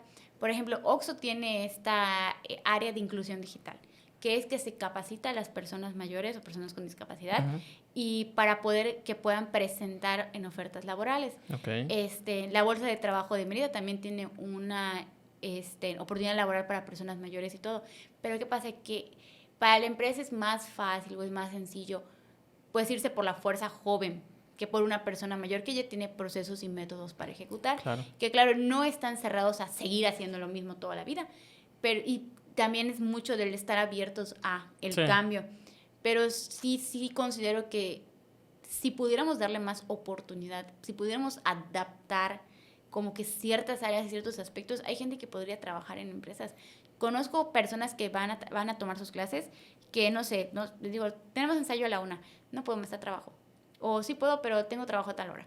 O sea, ok, tienen esa responsabilidad y siguen siendo funcionales, siguen siendo productivos y no sí, por el hecho de ser personas mayores ya no lo son. claro. Pero es esto, qué espacios, que también tiene un nombre que es violencia estructural, cuando organizaciones públicas o privadas no permiten el goce pleno de los derechos, y uno de ellos es poder ejercer, poder trabajar, por cuestiones de edad. No es que se busca, no sé, se busca secretaria de 25 a 40 años, se busca no sé qué hasta 45, así rayando muchísimo O 45. sea, si lo pones así, termina siendo una violación a los derechos humanos, ¿no? Exactamente. O sea, ¿por qué yo, persona de 60 años, que toda mi vida me dediqué a trabajar en Word y en Excel e Sí, la hice forma una de carrera, dignificar tu vida. no puedo ser recepcionista en tu empresa solo porque ya soy grande? Entonces, sí es esta Sí, parte en la que tenemos que... O sea, es una lucha muy chiquita, o sea, se está empezando a hacer muy chiquita, pero de pequeñas cosas hacemos grandes cambios y es dar nombre y dar luz a las cosas que se están haciendo y las necesidades que existen. O sea, cada vez son personas mayores, son más y cada vez son más capaces, son más autoconscientes de sí mismas y de sus capacidades. Entonces es sabes que existen, están, ¿qué podemos hacer por ellos? Y el que justamente el podcast o que hayan espacios donde pueda ir gente a hablar de la vejez o hablar de los procesos, porque muchas personas se enfrentan a la vejez una vez que ya están allá. Sí. O sea, que no se plantean el qué voy a hacer cuando envejezca o los planes estén, pues ya no alcanzamos pensión. No, ni de broma. Ni de broma alcanzamos pensión, pero está y... Los que se van a pensionar ahora tampoco estoy seguro, pero bueno. Exactamente, pero nadie te dice ahorra para tu retiro. Claro. Que en Estados Unidos es una práctica sumamente común. Sí. Se empiezan a tener su fondo de ahorro para el retiro y nosotros no. Entonces de repente llega la vejez y es no se mezcla una patología, es médico particular, porque tampoco tengo seguro, tampoco nosotros tenemos seguro. Claro. Entonces es el poder entender que eventualmente yo voy a envejecer y a lo mejor yo no tan pronto, pero mi mamá va a envejecer, mi papá va a envejecer y replantearme esta parte de... Y yo siento que uno no es profeta en su propia casa, y voy a funar a mi mamá, uno no es profeta en su propia casa, y es como no hagas esto porque tal cosa, no, si yo soy la mamá, no, yo soy el papá, no. Y es el poder, yo le decía a mis papás, ¿qué harían si yo un día los llevo a una casa, a una residencia, no? Me muero porque yo te cuidé e hice y viré y no sé qué. Y es que su constructo social o mental es yo te cuidé, tu obligación es cuidarme también. Pero también está esta parte de hay momentos en los que uno, por más que tú quieras cuidar a una persona, no lo puedes hacer. Sí, claro. Y esta parte de llevarlos a centros o a residencias es como, no, ¿por qué si los te cuidaron? ¿Por qué los vas a ir a botar allá? ¿Por qué se tiene el albergue así como... Que tampoco tienes que llegar a la vejez para tener que mantener a tus papás, ¿no? Digo, está este concepto de que, pues como ellos te dieron, pues cuando tú tengas, les tienes que dar a ellos. Y digo, mi esposa estará en contra de eso porque ella estudia constelaciones familiares. Entonces dice, pues, los grandes cuidan a los chicos, ¿no? Entonces, pues es una cadenita, ¿no? Los grandes cuidan, los abuelos cuidaron a los papás y los papás cuidan a los nietos y etcétera, ¿no? Entonces, pero creo que son esas frases que tenemos instauradas en el subconsciente que pues nos hacen tener ese tipo de actitudes, ¿no? Donde al final, pues, digo, tampoco tiene que ser así, pero sí se acaba convirtiendo en una dinámica familiar que si no la sabes administrar correctamente o si no nace del amor, como dices, pues acaba teniendo un problema porque tú te acabas sacrificando como ser humano para cuidar a otra persona, a la par que ellos están sacrificándose también para cuidar a otra persona. Exactamente, ¿no? Y yo creo que esto va mucho de comunicar y de acuerdos. O sea, yo te digo, mi mamá dijo, no, yo no me voy a ningún asilo, tú me tienes que cuidar porque no sé qué. Va, yo te puedo decir que a mis 25 años yo soy plena y totalmente consciente que cuando mi mamá envejezca yo me voy a hacer cargo de ella. Yo no, mamá. Porque me gusta, porque amo a mi mamá, porque claro. este proceso lo tengo muy claro. Pero también sé que si en algún momento el cuidado a raíz de una patología como un trastorno neurocognitivo ya es algo que me sobrepasa, tengo medios y tengo recursos para trabajar. Hay una señora que va a tomar clases que me dice, que yo le decía, ¿por qué no se queda la siguiente clase? Me dijo, no, es que mi mamá está en cama y yo tengo que ir a voltearla para que no tenga úlceras por presión, o sea, escaras, cada cierto tiempo y ya es hora. Entonces ella se iba a su casita, volteaba a la mamá y regresaba a sus actividades. O sea, tenía esta parte también de estar pendiente. Claro. Y es justamente eso, es ¿qué puedo hacer yo o dónde estoy para que pueda apoyar a otras personas desde la responsabilidad y darme mi tiempo, mi espacio, qué hacer? Y yo te decía, a veces esta palabra como asilos o albergues de repente es como, ¿pero por qué? Pero yo conocí una señora que me dijo, yo ya le dije a mis hijos que cuando yo envejezca, más, porque la señora ya es grande, cuando yo envejezca más me lleven un albergue, un asilo. Realmente les residencia, es un centro de atención permanente, pero y que me dejen allá. Y yo no tengo ningún problema. O, ¿sabes qué? ¿Conoces alguno? Hay uno que en realidad no me acuerdo exactamente ahorita del nombre, pero haz de cuenta que tú le cedes tu pensión y ciertas propiedades y que ellos te reciben. Sí, te cuidan. Y te cuidan. Y está bien. Y hay gente que dice que yo no quiero ser una carga dentro del muy concepto de esa persona para mi familia. Quiero estar en un albergue, quiero estar en un asilo, quiero estar tranquila, porque ahí los atiendo. Esto también es una realidad. Claro. Que sí son caros, también es una realidad que son caros. No, son costosos por el servicio que brindan. Digo, si lo valen, pues... exactamente. Y está la atención, tienen geriatras, nutriólogos, tienen fisioterapeutas, tienen terapia, actividades, etcétera. Entonces es como quiero compartir con otras personas. De hecho, hay diferentes perspectivas de ver esto, como el cohousing, que yo sé que hasta ahorita aquí en Mérida no hay, pero es este espacio en el que son varias casas, como un fraccionamiento, solo para personas mayores. Entonces tú rentas, compras tu casita, ya hay un personal médico de atención que está dando sus rondines, todo bien, pero tú eres autónomo y propio dentro de un espacio ¿Eso compartido. en qué países hay? Me ha tocado verlo más hacia Europa. ¿Qué Ok. país exactamente? No sé, En así Europa. como ahorita, pero me ha tocado mucho verlo en Europa. Ok. Y son esos espacios en los que se les da un diferente significado a la vejez. Igual, no sé, hay espacios en el que podrías rentar una habitación en un edificio y son todas las personas mayores. Ujú. Entonces tienen como esa perspectiva de, es el cuidado, Claro. pero son autónomos. Entonces también es un gran paréntesis hacer el económico, porque son procesos que son costosos. Claro. Y muchas personas mayores tenemos la idea de que todos tienen pensión, cuando en realidad es que no necesariamente todos tienen pensión. Y si tienen pensión, no necesariamente es algo que les alcanza para todo. Sí. Porque es como, bueno, ¿y qué va a gastar una persona mayor? Te sorprendería. Te sorprendería. El súper es carísimo. Sí. O sea, el súper es sumamente caro, los servicios son sumamente caros. Y sobre todo cuando llegan a esta etapa en la que ya no pueden manejar y tienen que movilizarse en camión o en mototaxi, en mototaxi es carísimo también, en Uber, en todo este proceso, ahí hay una pérdida económica.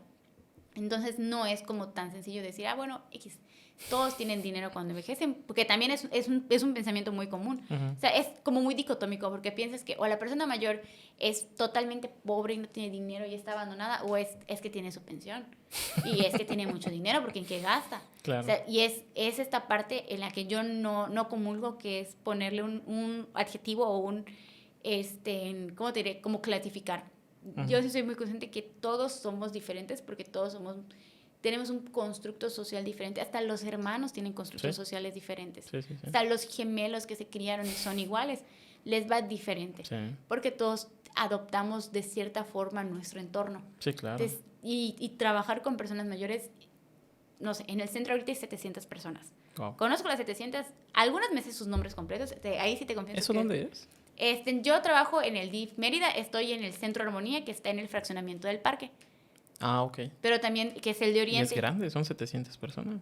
Pero aquí, ¿qué pasa? Okay. Que nosotros tienen derecho a tomar 2 clases de 1 hora 2 veces por semana. Ah, ok. O sea, no es permanente, no es para exactamente. que... Exactamente. Entonces, son 700 personas que entran y salen, siempre en movimiento. Uh-huh. Entonces, una vez mi papá me llevó unas llaves y justo entró en el Dijo, cambio me quiero de quedar. clases. Sí. Y mi papá es una persona de 45 años. Okay. Y salió justamente en el cambio de clases, que hacen cambio de salones o se van. Y me dice que estaba la bulla, estaban riéndose, conviviendo. Hay una señora que grita, ¡no sé quién! Y la otra, ¡amiga! Y se cruzan el pasillo y se abrazan. O sea, de verdad es muy, muy emotivo, muy emocional ver todo eso. Y fraternal, ¿no? Fraternal. Muy fraternal, porque tienen esa perspectiva. Entonces son 700 personas que de una u otra forma tú ves y tú convives y te das cuenta que son tantas cosas tan diferentes. De hecho, el otro día estábamos, tuvimos nuestra mini escolta y me puse a chismear, porque es mi actividad favorita en mi trabajo. Me puse a chismear con las alumnas y te cuentan sus vivencias y te das cuenta que a no todas les va igual en las relaciones, no todas les va igual en el trabajo, no todas tienen el mismo constructo social o familiar. Y te das cuenta que hay personas que están muy bien económicamente, hay personas que no están tan bien económicamente, que están muy bien con sus maridos, que hay quienes no están tan bien, quienes son divorciadas. Hay personas que se divorciaron, quieres, hace 3 años, cuando mucho, que tuvieron esta oportunidad en su vejez de decir, ¿sabes qué? Pues no estoy donde quiero estar, me quiero separar. Quiero estar en mi espacio. Entonces, tener esta perspectiva, sí, pues digo, son 700 perspectivas. Conozco absolutamente a los 700, ¿no? Pero en algún momento he podido sentarme a platicar con ellos, porque el chisme es mi pasión. Entonces, los veo en el país. Y mucho de mi trabajo también son los acompañamientos emocionales, claro, que es esta orientación. Entonces, cuando tienen algo que los desborda o que están viviendo muy difícil, pues tenemos un pequeño consultorio en el centro y van y me platican sus cuestiones, los escucho. No es terapia, porque las personas que pueden dar terapia son los psicoterapeutas, que es una maestría, pero sí es me explicas qué estás viviendo, te doy mi perspectiva, qué es lo que está pasando, claro, te lo acomodo acá, exactamente, te lo acomodo, y esas son como tus herramientas. Tú eres el único que puede tomar sus decisiones. Ah, ok. Yo no te puedo decir qué hacer, no te puedo dar ejercicios, pero muchas veces te prometo plantea las posibilidades, ¿no? Exactamente, te prometo que hay gente que solo va a platicar, a que le escuches. O sea, ni siquiera te da chance a ti de intervenir porque necesitan que los escuchen. Y es algo que les pasa mucho. O sea, es como ¿para qué voy a escuchar a mi abuelita? Si me va a contar lo mismo. Y para qué no sé qué. Y de repente hay gente que te aborda y se queda platicando contigo 30, 40 minutos y tú como que, bueno, muchas gracias. Y ellos siguen platicando. No, con permiso. Y siguen platicando porque les gusta ser escuchados y porque no tienen espacios donde los escuchen. Y el hecho de verbalizar, a veces tienes el problema, pero el poder sacarlo... Sí, hasta que no lo escuchas. Y lo escuchas de ti mismo, es como... Ay, qué tonto. Bueno, estaba allá. Es como, siempre ha estado allá la respuesta. Claro. O y ya se fijó que tal cosa está pasando y es como... Es una nueva perspectiva. Entonces, yo igual siempre invito a los alumnos, de hecho, en la teoría de psicología de la vejez, son como mini TED Talks, ya sabes, entonces como que nos planteamos un tema y me pongo a platicar con ellos, escucho sus perspectivas y siempre es como siempre hay opiniones, ¿no? El otro día pasó que hay un señor que está viviendo como un proceso emocional complicado. Y él dice que le cuesta mucho trabajo entender porque él tiene un proceso emocional complicado. ¿Lo compartió en público? Sí, estábamos juntos. Psicología de la vejez es un taller de que quiere ser como entre 20 y 30 personas. La verdad es un taller muy demandado. Que es decir, yo les platico un tema y escucho sus perspectivas y ellos compartimos. Es como un ping-pong entre todos. Y él estaba compartiendo que a él le cuesta mucho trabajo entender cómo él podía hacer candil en la calle y oscuridad en su casa, porque él podía platicar con las personas que veía, pero en su casa se le complicaba mucho porque un miembro de su familia pues no le prestaba atención y de repente como que era muy difícil el trato. Y esa señora como que en su cabeza tergiversó absolutamente todo y dijo la frase, así son los hombres. Y la señora así. Y el otro señor, ¿y a qué se refiere? Y así son todos los hombres, son candiles en la calle y oscuridad en su casa. Y una como maestra está como... O sea, yo ya estaba viendo así a todos así. Les hubieras tirado cuchillos. Y dice el señor, sí, pero ¿por qué lo dices? ¿Y por qué no sé qué? Pues porque yo lo digo, porque lo he vivido. Y es desde esta perspectiva. Entonces, ya mi chamba es, o sea, la señora lo tuve terapia y tuve... Todos vamos a escuchar a todos, ¿ya sabes? Vamos, todos tranquilos. Entonces, le dije, la señora, porque hasta los alumnos estaban como, esa señora no entendió. Y como que hizo el comentario que no es correcto porque es una generalización. Y la señora lo interpretó a su manera, desde su perspectiva, porque cada quien habla de la feria como le va. Pero el señor está platicándonos de esto y es un proceso complicado para él. No sabemos el contexto completo porque él no está listo para compartirlo. Y dentro de lo que escuchamos, él nos compartió su experiencia. Entonces, yo siempre les digo, les invito a que tengas mucha apertura porque la gente no viene a contarme las cosas para que yo la regaño, la juzgue. O sea, si alguien viene a contarme algo es porque ya no puede con eso él solo o ella sola y te lo estoy compartiendo para que me escuches. O sea, no te estoy pidiendo nada más. Y si me vas a dar un consejo, que siempre sea muy no desde la culpa, no desde lo que estás haciendo está mal, yo no lo haría, qué tonto, qué tonta, sino como un respeto a lo que estás viviendo, yo hubiera hecho esto, o qué bueno que me compartes. Y como que a raíz de que se hizo como ese paréntesis en la clase, como que todo se calmó. Pero te digo, son diferentes perspectivas y diferentes personas y formas de pensar. Y son 60, 70 años de experiencias completamente diferentes que de repente se chocan. Y me pasa mucho con las cosas modernas, muy modernas.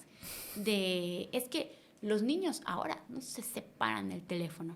Y es completamente normal, porque para ellos es como, es que ¿cómo van a estar pegados del teléfono? Porque hablan en inglés. Y es normal, o sea, todos evolucionamos de forma diferente. Ustedes estaban en otros aspectos, sus hijos estaban en otros aspectos y a la gente más joven le toca estar con el teléfono. No es algo negativo, siempre que se sepa usar, etcétera, pero no es algo que tengamos que ver de forma mala. Y es como, la perspectiva de la maestra joven es esta. Y para ellos es como lo respeto, está bien, lo puedo compartir o no, pero ya se dijo. O es que los jóvenes hacen tal cosa, y es como los jóvenes hacen tal cosa, y es que los jóvenes...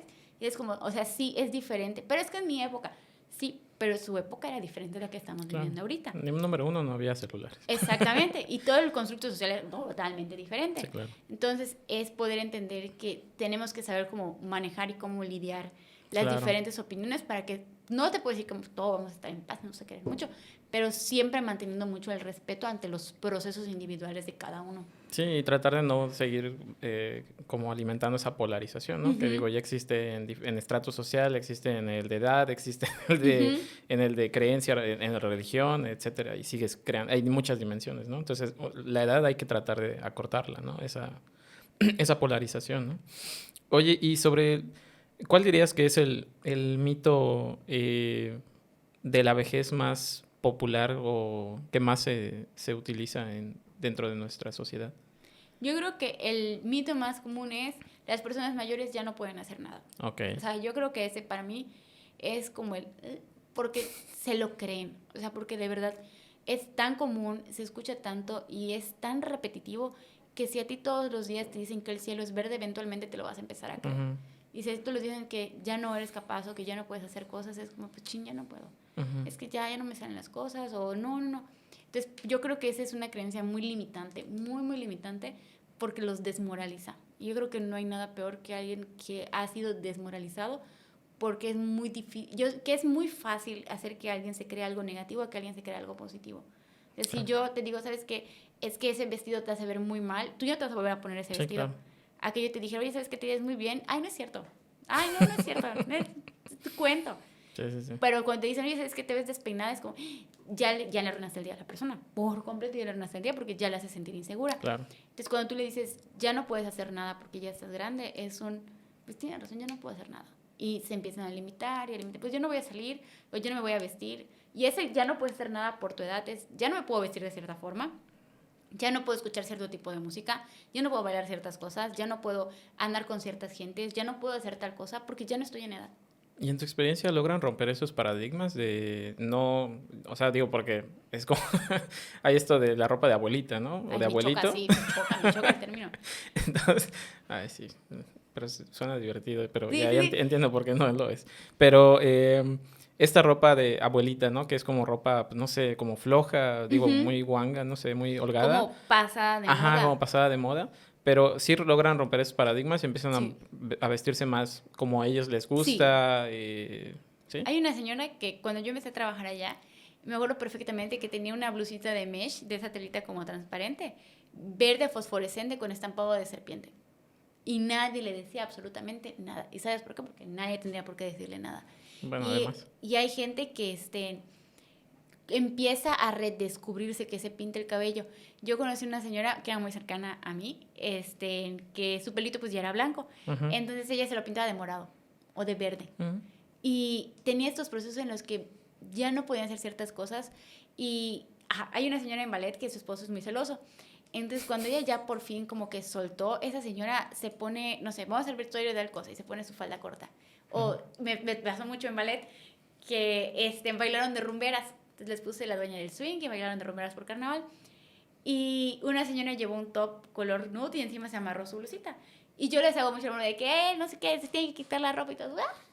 Porque son así muy cotorras.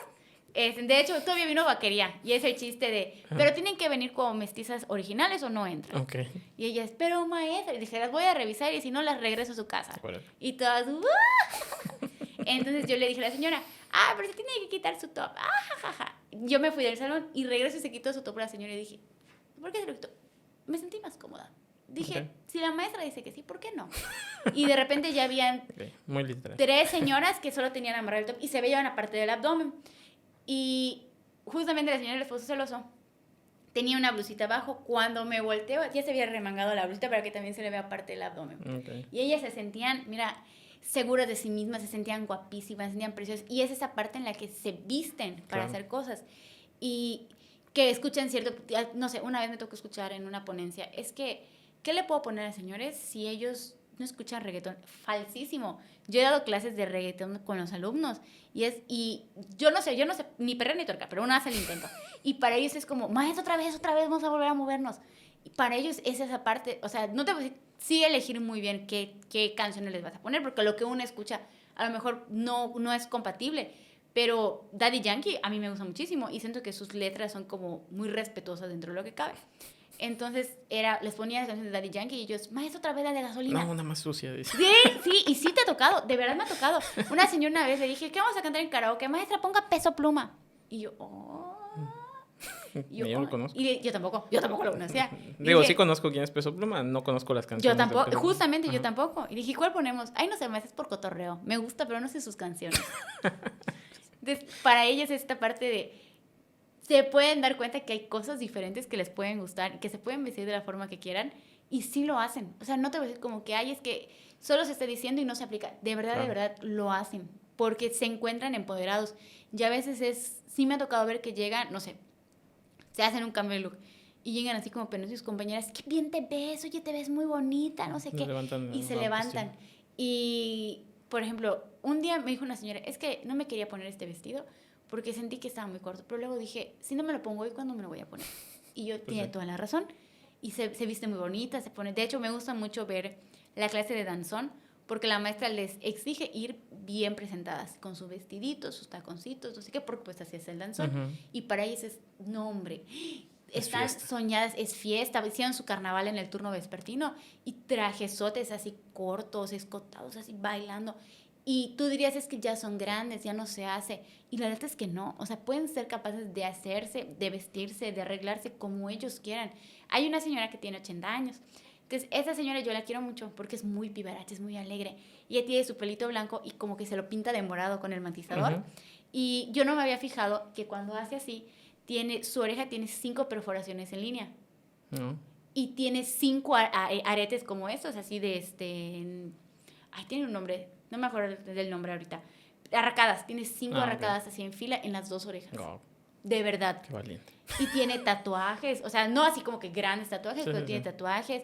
Y es como que me voy a vestir de tal forma. O de repente lleva unos leggings que son, tienen como cortes en las orillas y se ve su pierna. Y la señora es muy moderna, es muy... Ni siquiera te quiero decir, hasta usted es mal el término moderna. Es muy libre. Sí, porque yo no me he visto así. Sí. No sé si tú te vistes así. No, yo tampoco. No, pero es muy libre. Tal vez no soy muy moderno. Es que es muy libre. Sí. Tiene como mucho de... ¿Qué más? Y ella me dice, ya estoy grande, ¿qué más me van a decir? Pues. Y totalmente es válido. Y sí es mucho el que se redescubren. O sea, te prometo que se redescubren. Y hay personas mayores que cosas que no hicieron en su juventud o que tuvieron mucha limitación y ahorita lo pueden hacer, lo hacen, se visten, se peinan, se arreglan, bailan, hacen, viran, mueven. Y para ellos es importante. Entonces sí te puedo decir que sí hay un cambio. Y yo creo que si no hubieran personas que las apoyan y que las motivan, no lo harían. O sea, yo creo que si no existiera el trabajo, ni siquiera es como gerontológico, sino más como social, de empoderamiento, de respeto, de inclusión, muchas personas no podrían vivir lo que están viviendo hoy en su vejez. Y hay quienes te dicen que nunca pensaron vivir así su vejez. O sea, que de verdad ellos pensaron que ya iba a acabar todo y ahorita que pueden tener nuevas amigas, ellos salen, se enamoran, se pelean, porque también me ha tocado ver pleitos, que pueden bailar, que se presentan en espacios, o sea, que son reconocidos. Para ellos es muy, muy, muy significativo, porque yo creo que estamos muy acostumbrados a que los grandes vamos a ver a los niños bailar. O sea, se presentaron en el kinder, en la primaria, en la, no sé qué, la que es bailarina tiene su fin de curso, vamos a ir a verlo. Y de repente mi abuelita se va a presentar en un escenario.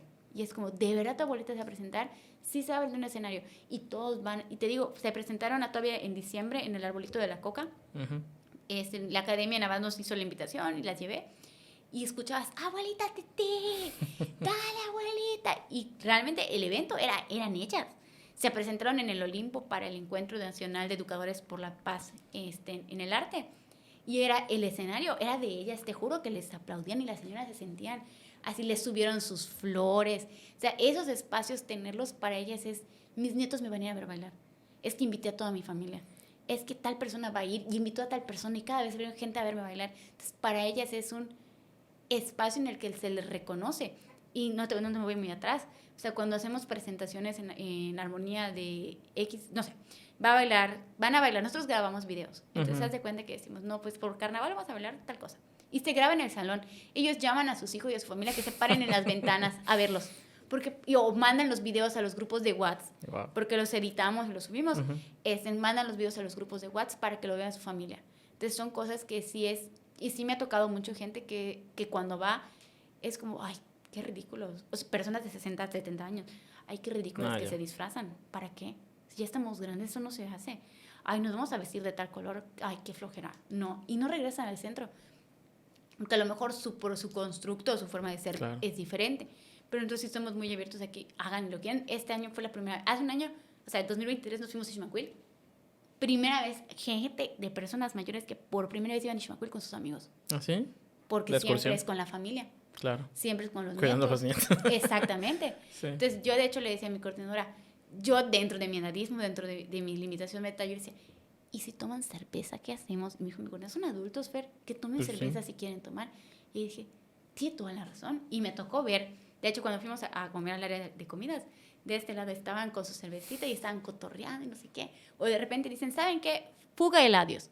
Y ¡boom! Se va todo el grupo de Eladios. Y es, mira, totalmente válido. Pero es esta parte en la que tienen el espacio y tienen la gente que los respalda y que los empodera. Porque al final, si uno es consciente de sí mismo y de sus capacidades, difícilmente le vas a poder limitar a otra persona. Sí, al final lo que dices, o sea, digo, lo que me decías de que pues al final sí terminan siendo adultos, entonces por eso digo, porque sí, yo igual cuando dijiste eso dije, pues no sé, pues, si vas a una excursión como que hay normas, ¿no? Pero pues si son adultos, pues en teoría pues, está permitido, ¿no? Solo si vas con niños, ¿no? Que ahí es donde está la diferencia, que no son exactamente lo mismo. Exactamente, y justamente pasó ahí como por mi mente pero es que ya son adultos, o sea, podrían hacer absolutamente todo. Y mira, me dijo una señora, es que yo voy en silla de ruedas, no voy a poder. Dije, ¿por qué no? Pues hay y se fue en silla de ruedas. Debería de haber accesibilidad. Y te prometo, déjate de la accesibilidad, es que voy a atrasar al grupo. Ya. Es que no me voy a cansar. Y era, no, ¿por qué? Vamos. Y la señora en silla de ruedas fue y veías cómo otra gente la apoyaba. Sí. Y había gente mayor que era... Yo me quedo con ella, yo la llevo. Claro. No, para que disfruten. Y, bueno, para esto nos dieron chance de entrar al Castillo de la Coca. Fuimos a ver Merlina. Muy bonita la obra, muy emotiva, no sé qué. Y yo dije, ahorita que salgamos, voy a decirle a mi grupo, porque nosotros designaban ciertos alumnos que vayamos a tal lado. Primero salieron los alumnos. ¿Cuántas personas quieres que hayan ido? Hayan ido 200. ¿200 alumnos fueron? Sí. Wow. Así, perdón, de personas centro. mayores, sí. Wow. O sea, bastantes. Y no, sí, como 200, no. Entre 200 y 150, porque fueron como 3, 4 camiones. Más de 100 ya son bastantes. Sí. Y boom, salgo y dije, bueno, ahorita te voy a decir, todo el personal estaba así, porque ya no habían alumnos. Se salieron y se fueron. O sea, nada más les dijimos, o sea, al principio les dijimos, nos vemos aquí a las 7. Vamos a tomar sus números de teléfono, su responsable soy yo, nos vemos a tal punto en tal hora. Está bien. Y yo dije, ahorita que salga les explico, no sé qué, a lo mejor nos subimos a los juegos. ¡Bum! Se fueron. No había ningún alumno. Todos los personales nada estamos viéndonos así. ¿Te subieron a los juegos mecánicos? Y mira, fíjate que no te voy a decir si sí o si no. Pero seguramente. Pero seguramente se subieron. Claro. Bueno, hay un señor que no con nosotros, sino cuando fue con su familia, se subió al torito. El toro mecánico. Entonces, no tenía problemas de osteoporosis, no, por supuesto. pero a todos les mostraba el video. Así que mira, me subí. Claramente el torito estaba yendo muy suavecito. Y el señor dice, me caí porque perdí el equilibrio, nada más por eso. Pero ya ves que habían subido un poquito la velocidad. Y todos, vamos, un señor. Y el señor así muy orgulloso de sí mismo porque se subió al torito. A mí en Ciudad de México me tocó ver cuando íbamos a comprar al mercado que de pronto pasaban señores y los veías ya el pelo blanco, ya se veían como más de 60 fácil sí tenían. Pero me sorprende que los veía pasar y los señores iban o trabajaban en ¿cómo se llama? De mercado, cargando cosas, o era gente que iba a hacer su rutina de correr. Y iban súper mamados. Y yo decía así como de, wow, o sea, tan cabrones, ¿no? O sea, se ven muy bien para, digo, la edad que tendrán, no sé cuánto, pero más de 60 sí tendrán y se ven muy bien. Entonces, creo que es este tema de a qué tanta rutina, qué tanto ejercicio haces. Y de hecho eso era lo que te quería preguntar. ¿Qué hábitos deberíamos de tener para llegar a una vejez? Pues lo más sana posible, vamos a llamarle, ¿no? Tanto mental como física. Yo siento que son los hábitos que todo el mundo nos dice y todos decimos, claro que sí, tienes toda la razón y luego no lo hacemos, que es comer sanamente. Yo no te puedo hablar de una dieta en un régimen alimenticio restrictivo. O sea, que comas en medida de lo que puedas, de lo que sepas, porque igual tener una alimentación sana, adecuada, correcta, es caro. O sea, también es y varía de persona a persona. Y varía de persona a persona. O sea, yo sí te diría que tener como una noción de ir al nutriólogo o a la nutrióloga de qué es mi consumo normal de calorías y poder jugar con mis equivalentes. O sea, no voy a vivir casada con una dieta, pero puedo tener una noción de qué necesito hacer para estar bien, que sean los análisis o los chequeos cada cierto tiempo de sangre, la biometría hemática, porque necesitamos saber qué es lo que está ocurriendo. O sea, hay gente que se ve muy bien, muy tranquilo y por dentro están ocurriendo cosas. Claro. El monitoreo de la presión arterial. Por ejemplo, hay gente... La hipertensión es una de las enfermedades más peligrosas porque no tiene síntomas hasta que ya estás en una crisis hipertensiva. Y, por ejemplo, yo no sabía que yo soy hipotensa. O sea, mi presión arterial normal es baja. Okay. Yo voy sobre los 80, 90. Sí, voy sobre los 80, 90. O sea, es bajita. Y si tú me tomas la presión en una crisis hipertensiva, a lo mejor llego 120, 80. ¿Y por qué te sientes mal si estás normal?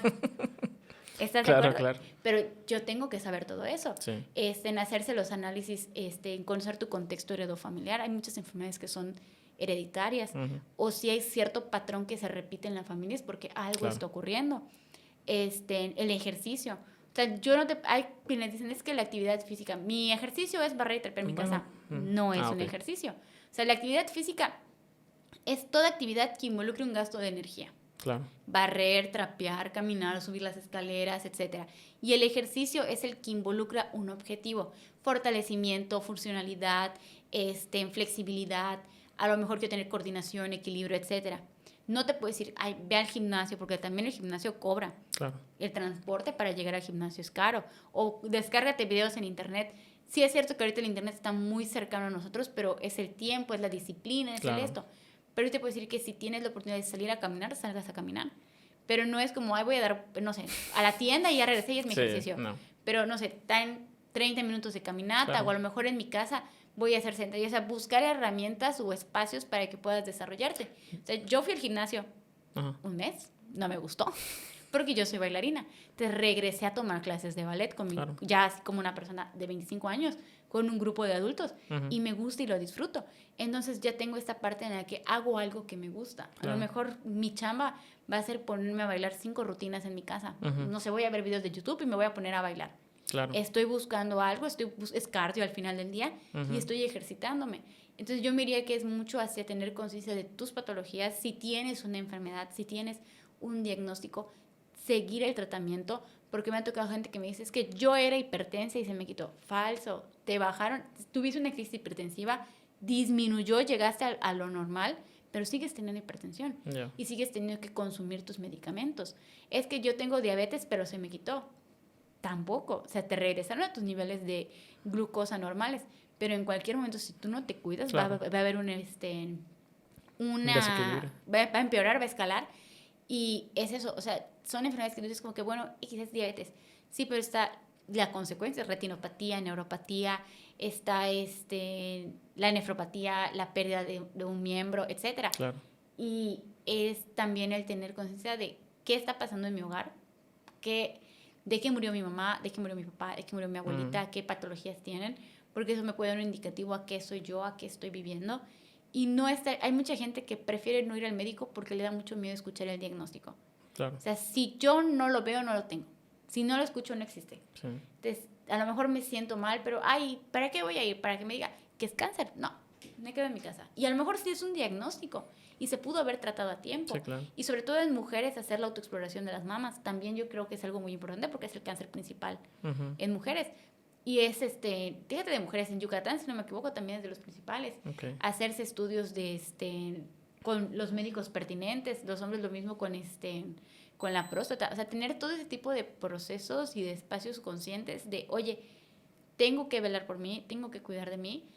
Y no voy a ser un obsesivo compulsivo de no puedo comer eso, no puedo hacer eso, no, sin gluten, sin azúcar, sin no sé qué, sino puedo disfrutar mi vida, pero puedo también disfrutarla siendo consciente y cuidándome en mi alimentación, realizando ejercicio, siendo social, también es un punto muy importante. Necesito estar en contacto con otras personas. El ser humano es social por naturaleza. O sea, yo no puedo decir que no puedo depender de nadie porque necesito que alguien me escuche, que alguien me entienda, platicar con alguien. O sea, también tener estos espacios de recreativos para poder conversar, convivir y compartir. Los análisis clínicos y sobre todo el apego al tratamiento. Yo creo que eso sería lo que nos puede preparar para disfrutar una vejez plena o lo más óptima posible. Porque un diagnóstico a tiempo puede cambiar muchísimas cosas. Claro. Y la prevención es muchísimo más accesible y económica que el tratamiento. Sí, sí. O sea, prevenir te puede salvar de múltiples gastos, sobre todo si somos la generación que no tenemos seguro médico. Sí, lamentablemente no tenemos, tampoco como país no tenemos una conciencia de prevenir, ¿no? Entonces, hay que hacerlo. O sea, te tienes que educar para llegar a ese punto donde... Y mira, mucho de la gerontología también es preventivo. O sea, el gerontólogo es capaz de abordar también infancias, o sea, desde una perspectiva de cómo es el trato hacia los abuelos, cómo es que tú te quieres preparar para envejecer, porque te digo, a veces es eres consciente de lo que tienes que hacer, pero necesitas que alguien te motive o te optimice o te diga, oye, hay otras formas de hacer las cosas sobre todo, y te lo digo como una persona de 25 años, yo soy muy consciente que dentro de mis patologías y todo tengo que cuidarme, tengo que estar bien, no sé qué. Pero te enfrentas a mentalidades de personas de como 40, 50 años que es ¿para qué? ¿Y yo para qué? ¿Y yo para qué? Entonces no es como ir ahí molestando a la gente de que por favor chécate, sino oye, ¿existe esto? Claro. Yo creo que podemos irnos preparando para la vejez. Y también está, de hecho, regresando al tema de la jubilación, es muy, muy pocos los lugares que tienen una preparación para la jubilación. O sea, porque hay modelos, ya hay áreas de oportunidad, ya hay formas de hacer que los próximos jubilados o pensionados se preparen para la vejez. De hecho, si no me equivoco, en pandemia, el IMSS tenía una página que era CLIMS. Entonces tomabas cursos y talleres en línea. Ni tenían uno para la preparación de la vejez, donde hacías como tu planeación, qué querías hacer, dónde están los gastos, etcétera. Entonces, sí es cierto que México, al menos nuestra cultura, no tiene mucho el proceso de la prevención, pero también creo que va mucho a la desinformación. Claro. No es como que no queramos, sino como que nadie nos ha dicho, oye, ¿sabías que puedes hacer esto? Sí. ¿Sabías que te puedes preparar para esto? Y ahorita que ya hay más personas que están hablando de, oye, hay que prepararnos, hay que ser conscientes de, estamos fomentando que ya sea más visible. Oye, y bueno, ya para ir terminando, siempre les hago a los invitados dos preguntas, que son, ¿qué deberíamos aprender de las generaciones pasadas? En tu caso creo que tienes mucha más información que todos los invitados que han venido. ¿Y qué deberíamos aprender de las nuevas generaciones? Ok, de las generaciones pasadas yo creo que podríamos aprender, ¿cómo te lo podría plantear? Es que son como muchas cosas y yo... Es lo malo que te dediques a eso. Sí, y yo, ¿qué les digo? Yo creo que me diría que algo que podemos aprender de las generaciones pasadas es que nunca es tarde para hacer las cosas. Yo creo que me centraría mucho en esa parte, que nunca es demasiado tarde para, agrégale lo que quieras, para vivir, para aprender, para estudiar, para amar, para, no sé, para bailar, para vestirte. Nunca es demasiado tarde para. Y a lo mejor yo lo veo desde el contexto que tengo la bendición de trabajar con personas mayores que cada vez son más abiertas y son más libres y son más conscientes. Entonces tienen esta facilidad de poder decir quiero, no me gusta, sí me gusta, poner límites. Entonces yo creo que eso es algo que yo he aprendido de ellos, que nunca es demasiado tarde para. Las generaciones pasadas eso me han enseñado. Nunca es demasiado tarde para. Y de las generaciones futuras, yo creo que algo, más bien futuras actuales, los jovencitos, que es que se puede hacer de todo. O sea, y creo que hasta el concepto y la idea es muy similar y aún así está aplicada a sus áreas, porque me ha tocado ver gente joven que hace cosas que yo no me hubiera imaginado que se pudieran hacer, porque tienen otra forma de hacer las cosas, porque creo que nadie se hubiera imaginado que haciendo videos de 30 segundos en TikTok podrías construir una casa y formar una familia y tener un coche y hacer. Y es algo que es respetable. Personas que creo que nunca se imaginaron que subiendo videos de maquillaje podrían tener mucho dinero, o haciendo gameplays, o haciéndolo como en Corea, que son los mukbangs, que de repente es como, es gente comiendo y tú la ves, y es una nueva perspectiva, y es una nueva forma de hacer las cosas.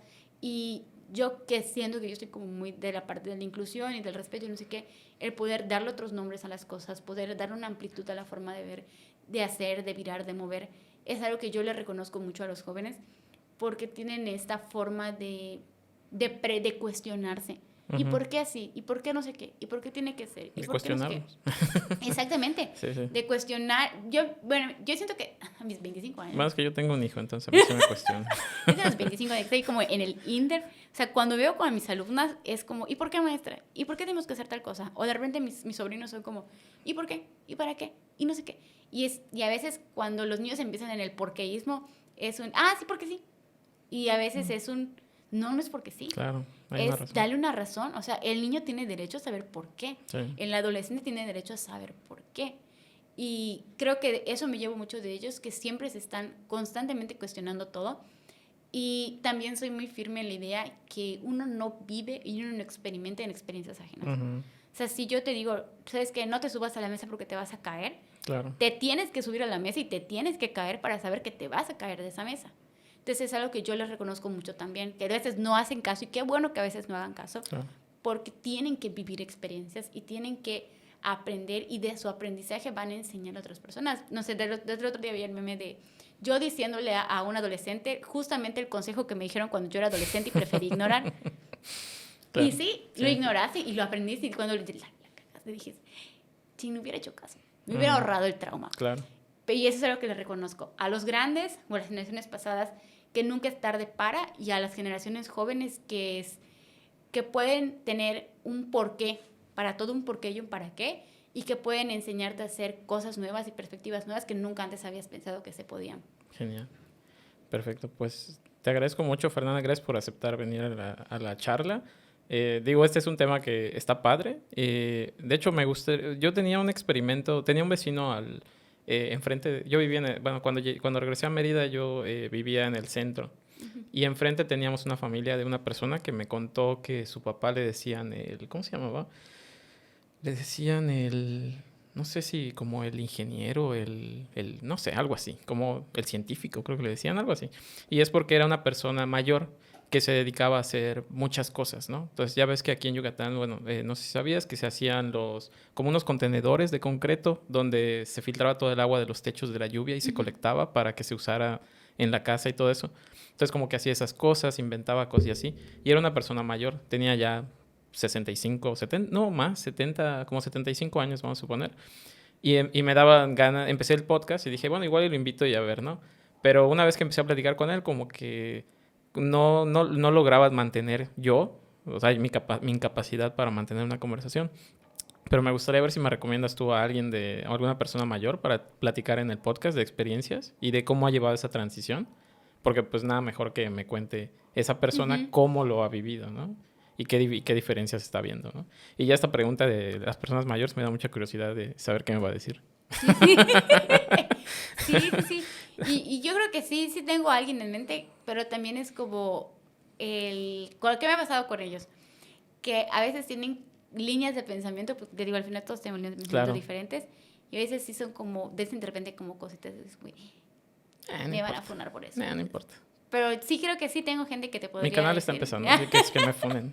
¿Quién me va a funar? 200, 300 personas nomás.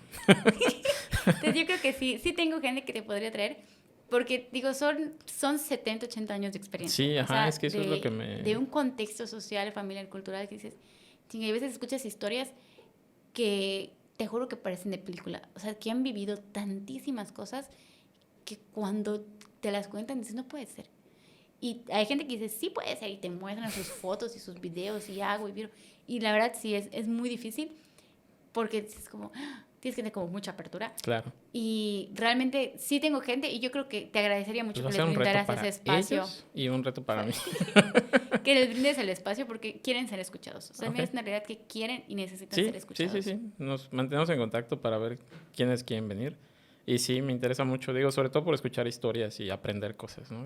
La verdad es que, siempre me ponen ahí de entrevista, mencionan la palabra entrevista en los comentarios, pero pues no es una entrevista, es una charla, ¿no? Para conocer y aprender. Pero te agradezco mucho que hayas venido, está muy bonito el tema. ¿Tú conoces algún geriatra como para platicar igual con esa persona? Sí, creo que sí te podría recomendar. ¿Sí? Estaría bueno igual. Para abordar este tema, porque sí me dio mucha curiosidad. Yo voy a llegar a anciano, espero. Persona mayor, perdón. Estoy aprendiendo. Entonces, pues, me gustaría también prepararme para eso y que la gente conozca, ¿no? Porque, pues, tenemos que conocer de todo. En estas épocas yo creo que tenemos que acceder a la información lo más pronto, ¿no? Te agradezco mucho y, pues, nada, para la gente que está aquí, hicimos 1:39. Ya vi que me gusta decir el tiempo porque la gente que habla mucho es como de, 1:39. Y la gente que habla poco se sorprende de que habla 1:39. Pero bueno, 1:30. No se preocupen, voy a cortarlo en clips para la gente que no tiene la paciencia de ver 1:39, pero para los que sí, ahí va a estar completo. Y pues nada, les agradezco mucho. Nos vemos en la próxima. Muchas gracias. Muchas gracias.